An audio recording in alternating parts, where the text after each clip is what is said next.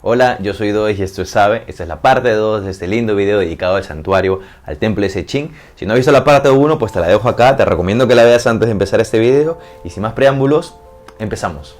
Y también, como se puede observar en estos monolitos, se puede deducir que los constructores tenían conocimientos avanzados de navegación, de astronomía y de construcción.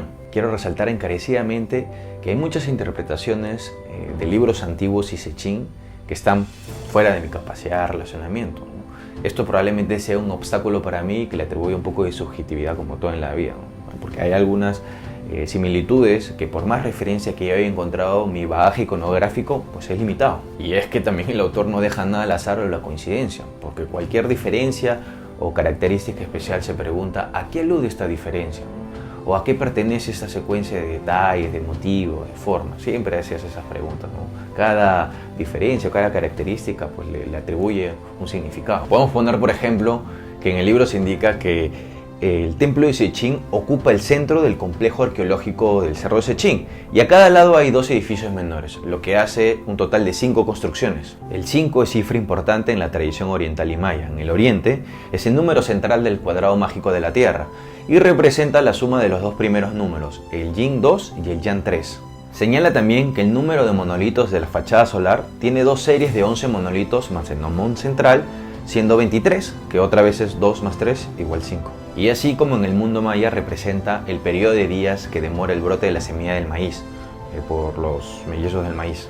Y según José Argüelles, Kin, nuestro sol en maya, tiene un ciclo ligeramente menor a 23 años, ciclo dividido en 2 pulsaciones, promediando 11.3 años cada uno. Este ciclo de 11.3 años produce un fenómeno llamado heliopausa, que causa una fluctuación en la burbuja casi imperceptible que forma el heliocosmos. Esto es la totalidad del campo gravitacional y electromagnético que engloba las órbitas de los planetas de todo el sistema solar. No me quiero poner técnico, pero el autor sostiene que los antiguos mayas conocían los ciclos de las manchas solares y su influencia sobre la naturaleza orgánica. Y aunque no me crean, esta es una de las referencias más sencillas, porque las iconográficas me parecen mucho más complicadas por lo que ya había explicado. En el libro se muestran y se detallan uno a uno los monolitos en el santuario de Sechín, encontrando una similitud con la cultura maya y con la cultura china. También el autor intenta descifrar el mensaje oculto en dichas representaciones, que probablemente no fueron elaboradas al azar, ¿no? Bueno, lo primero es que la interpretación está dividida entre los monolitos del lado izquierdo, la tierra, y los monolitos del lado derecho, el cielo, y en el centro está supuestamente el hombre verdadero. Hay que señalar lo importante de hacer un análisis completo, porque en el santuario se pueden observar monolitos con cabezas talladas. Algunas interpretaciones dicen que son degollados después de una feroz batalla o combate. También hay una representación posiblemente de un infante con el cuerpo cercenado en 2, ¿no? También hay monolitos que representan vísceras, estómagos, etc. Bueno, particularmente considero que no tienen un significado plano, sino que probablemente hay otros significados posibles, ¿no?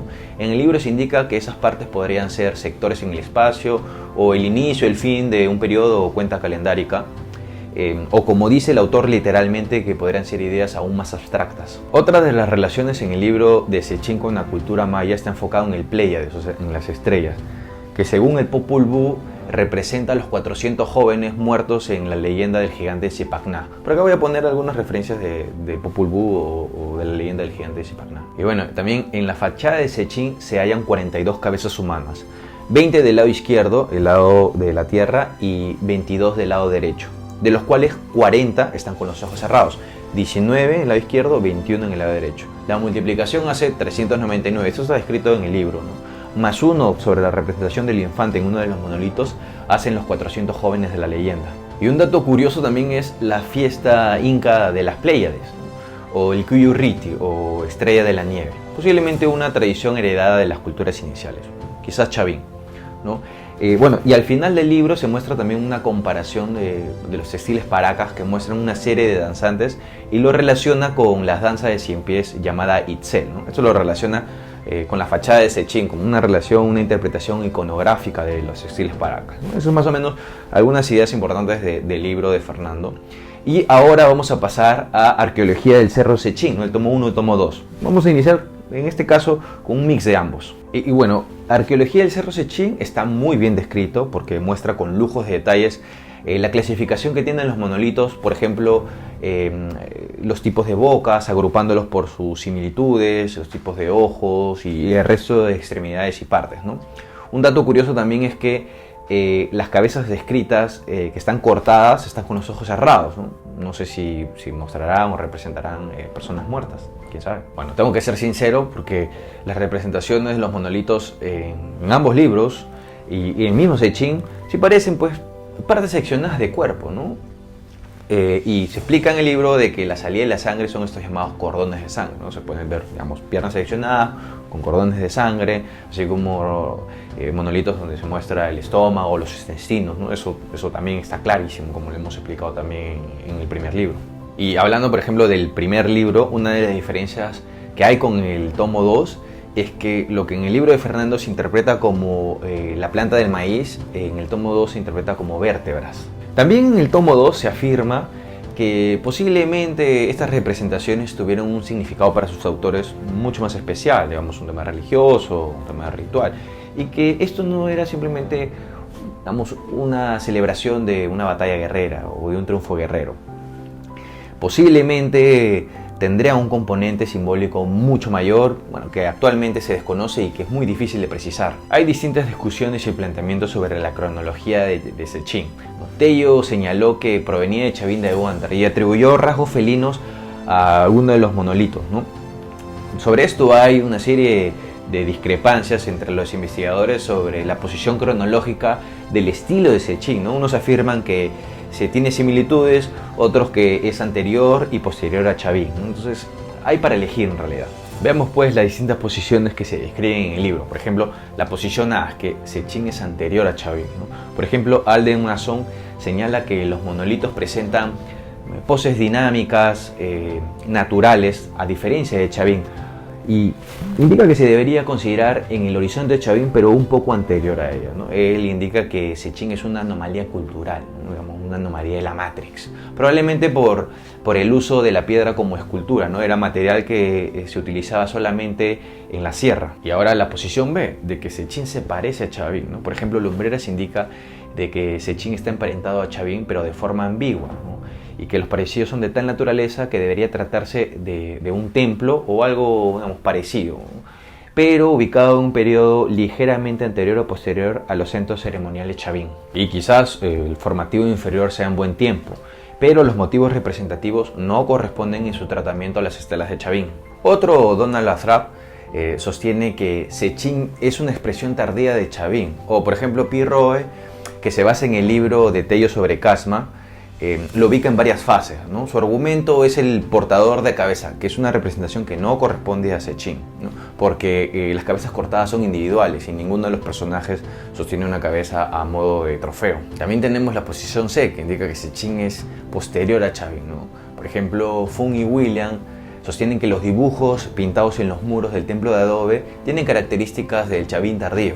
Y la posición D es que hay una indeterminación sobre la posición cronológica de Sechín. O sea, en otras palabras, no se sabe. Hay una serie de interpretaciones, como hoy una que indica que es un centro de sacrificios, ¿no? Eso ya es un poco más aventurado porque no hay una confirmación de eso como su institución en el antiguo Perú, ¿no? Y lo que más me parece alucinante es que en realidad hay muchas dudas e interrogantes sobre esto. Y por ejemplo, vamos a hacer algunas conclusiones que podemos llegar hasta ahora. A ver, hay interrogantes sobre la planificación del diseño, la ubicación de los monolitos, el tiempo empleado, etc. Se desconocen los motivos para levantar una pared sólida. Es un material muy diferente a los adobes cónicos o en forma de cono. Otro que, a diferencia de las obras en piedra de Chavín, como es la estela de Raimondi, el obelisco de Tello o el Anzón, estos son ejemplares individuales, ¿no? En Sechín el modelo es la figura humana con trazos sencillos, ¿no? Esto se puede explicar por la diferencia cronológica entre Sechín y Chavín, ¿no? Digamos, puede concluir también de que la primera es anterior. También se ha comparado a Sechín con Mosheke, ¿no? Por las esculturas de barro descubiertas, ¿no? Mosheke también es un lugar que llama mucho la atención, probablemente tenga un video de eso, ¿no? Bueno, y finalmente también el fechado de carbono 14 la verdad es que genera muchas más confusiones que otra cosa, también como el análisis de termoluminiscencia. Y así también en el tomo 2 se desarrolla sobre los murales al interior de la fachada, donde se observan dos representaciones de felinos, lo que hace entender que bueno, este tenía una gran importancia desde hace muchos años atrás, ¿no? Y también se ve un nombre invertido que se le conoce como el despeñado. Eso está en la página 133, ¿no?